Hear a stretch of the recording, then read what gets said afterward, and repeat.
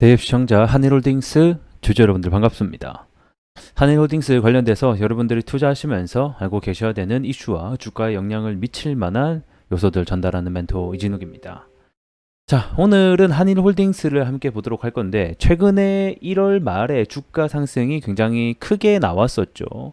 이때 주가 상승의 이유가 결국에는 기업 밸류업 프로그램 도입이라는 소식과 함께 이 한일홀딩스 역시 관련 수혜주로 좀 엮이게 되면서 주가가 한 차례 큰 상승이 나왔습니다. 자, 그리고 다시 4월 중순부터 반등이 나오고 있는 상태인데 왜 이렇게 도대체 주가가 올라가는지에 대한 부분은 결국에는 우리 밸류 프로그램에 대한 이유가 아닐까 이런 생각이 드는데요. 그렇기 때문에 최근에 발표했던 이 밸류 프로그램 2차 세미나 내용을 좀 함께 여러분들과 얘기를 나눠보는 시간 좀 가져보도록 하겠습니다. 영상 길게 끌지 않고 핵심만 딱딱 짚어서 여러분들과 얘기해 볼 테니 집중하시면서 가보도록 하겠습니다. 자, 우리 밸류 프로그램 대부분 다 아실 거라고 생각이 들지만 또 처음 보시는 분들도 계실 거기 때문에 어떤 이슈가 있었는지 과거를 좀 되짚어 보게 되면 1월 말 때 이 정부가 기업 밸류업 프로그램이라는 증시에 도입을 하겠다라는 소식이 들려왔습니다. 요거는 이제 우리나라가 사실 이 증시가 뭐 코리아 디스카운트, 지정학적 위기, 그 다음에 이런 뭐 승계에 대한 부분, 이런 뭐 이유 등등등등으로 해서 사실 기존 회사 가치 대비 굉장히 저평가를 받고 있는 기업들이 굉장히 많다라는 거예요.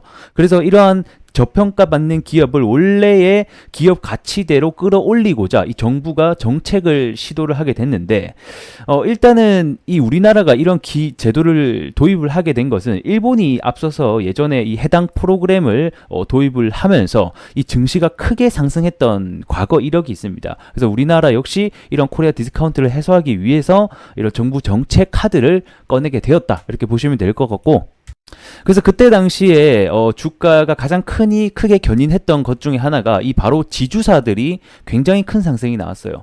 이 지주사들이 보통 기업 가치, 그러니까 청산 가치 대비 주가가 굉장히 밸류를 못 받고 있는 시점들이었거든요. 그래서 대부분 PBR이 뭐 0.2배, 0.3배, 대부분 0.5배 아래로 위치하게 되면서 이 지주사들이나 뭐 또는 금융회사들 뭐 등등해서 못 받는 회사들이 주가가 큰 상승이 나왔다, 이렇게 보시면 될 것 같고, 자, 그러면 우리 한일홀딩스의 PBR을 보도록 하겠습니다. PBR 0.23, 0.3배인 것을 확인해 볼 수가 있고, 즉 PBR을 1 기준으로 놓고 봤을 때 낮아지면 낮아질수록 사실상 우리가 얘기하는 저평가 기업이 된다.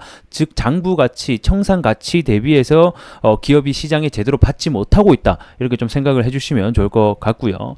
자, PBR뿐만 아니라 보통 함께 보는 게 이 회사가 외형 성장이나 영업이익 측면에서도 성장을 하고 있는가, 이거를 보게 되는데 이 매출액을 꾸준히 성장을 하고 있고 영업이익 역시 같이 성장을 하고 있는 모습을 우리가 확인해 볼 수 있죠.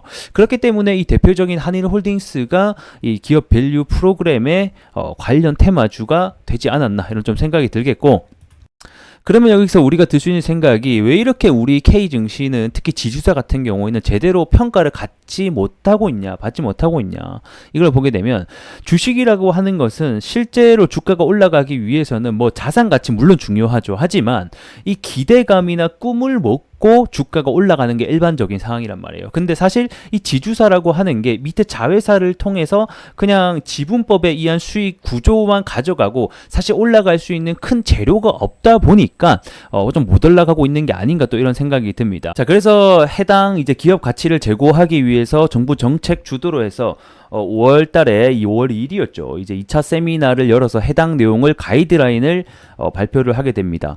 사실 1차 세미나 때와 가이드라인은 거의 동일하다라고 보시면 좋을 것 같고, 중요 골자 내용을 보게 되면 결국에는 핵심 지표를 선정을 해서 기업이 중장기적인 목표를 세우고 뭐 R&D라든가 사업 포트폴리오 개편, 그 다음에 뭐 자사수 소각이라든가 배당 확대, 뭐 또는 PER, PBR이 왜 제대로 받고 있지 않는지에 대한 부분들 뭐 등등등 해서 구체적인 계획을 연일에 공시를 하는 것을 주도로 하고 있습니다. 근데 여기서 이제 문제가 되는 게 과연 무엇인가라고 보게 되면, 일단 일본 같은 사례 같은 경우는 일단은 자율 공시가 아니었어요. 강제적으로 공시를 하게끔 만들어 놨었는데 우리나라 같은 경우에는 일단은 자율적으로 공시를 하라, 이렇게 하면서 의무적으로 보게 되면 기업이 자율적으로 하게끔 되어 있죠. 그래서 해당 기업이 기업이 안 하더라도 사실 뭐 불이익을 주는 건 없어요. 하지만 대부분의 뭐 일단은 뭐 명목적으로는 불이익이 없다라고 하는데 뭐 다른 경쟁사들이나 뭐 회사들이 다 하는데 본인만 또 안 할 수가 없게 되지 않을까, 분위기상 저는 좀 그렇게 보고 있긴 하거든요. 그래서 이 부분은 뭐 우리가 추후에 지켜봐야 되는 문제이지 않나 이렇게 보고 있습니다. 그래서 해당 내용을 보게 되면 뭐 기업 개요부터 해서 현황 진단을 하고 뭐 시장 평가라든가 자본 효율성이 잘 돌아가고 있는가, 성장성은 어떤가, 목표 설정, 계획 수립, 뭐 소통도 해라, 뭐 이런 식에 대한 기업 재고 방식을 기재를 했습니다. 자, 그래서 첫 번째 문제는 자율 공시로 인해서 강제성이 없다라는 게 문제고, 두 번째 같은 경우에는 사실 이 관심을 모은 것 중에 하나가 이 법인세 인하, 그 다음에 배당소득 분리과세 뭐 등등 해서 이런 세제에 대한 인센티브안이 담기지 않은 게 가장 큰 실망감입니다. 그래서 이 회사들이 사실 뭐 자기네들도 혜택이 있어야지, 일단 회사들 입장에서 봤을 때는 이러한 정부 정책의 가치 가이드라인에 발맞춰서 움직이게 될 건데, 사실 이러한 혜택 부분에서는 좀 많이 빼져 있는 부분들이 있다 보니까 이 시장에 대한 기대감이 한층 많이 사그러들게 되었다, 이렇게 보시면 좋을 것 같고, 그리고 무엇보다 이번 4월 총선이 있었죠. 이번 총선에서 아시다시피 민주당이 압승을 하게 됩니다. 이 민주당 같은 경우에는 사실 이번 기업 밸류 프로그램 안을 좀 반대를 하고 있는 입장인데, 자, 해당 내용을 좀 함께 보겠습니다. 자, 이번 총선에서 야당이 압승을 거두게 되면서 여의도 증권가는 이번 윤석열 정부가 추진해온 이런 밸류어 프로그램과 그 다음에 지금 금투세 얘기도 굉장히 말이 많고 있죠. 그래서 이런 제동이 걸렸다라는 평가가 나오고 있다는 건데, 자, 내용을 보게 되면 뭐 제가 방금 말씀드렸던 이런 자사주 소각, 법인세 감면, 배당 확대를 유도하기 위한 이런 인센티브, 이런 부분들이 뭐 어떻다? 더불어민주당은 반대를 해오고 있는 입장이다. 그럼 결국에는 세법 개정안이라던가 이런 법인세 감면, 이런 부분들이 결국에는 법을 건드려서 국회를 통과가 돼야지 너희들에게 혜택을 줄 수 있는 건데, 민주당이 반대를 하고 있으니까 국회 자체가 통과될 가능성이 낮다라는 게 좀 시장의 지배적인 의견이지 않나, 이렇게 좀 생각이 들고요. 일단 이번 정부 입장은 이거는 단기적인 정책이 아니다, 중장기적으로 추진하겠다라고 하면서 이번 가이드라인은 초안일 뿐이고 추후에 관련된 이런 세제 부분에서도 우리가 고민을 많이 하겠다, 이런 식으로 밝히긴 했었어요. 그래서 일단은 단기적으로 보기보다는 장기적으로 기업 문화를 정착시킬 수 있는 발판, 초안이 마련됐다라고 저는 어느 정도 평가를 하고 있고, 긴 호흡으로 이런 국회의 배당소득 관련된 얘기들이 통과가 되는 여부가 우리 기업 밸류 프로그램, 즉 지주사에게는 굉장히 중요한 문제가 앞으로 될 것 같습니다. 자, 차트 보면서 마무리하도록 하겠습니다.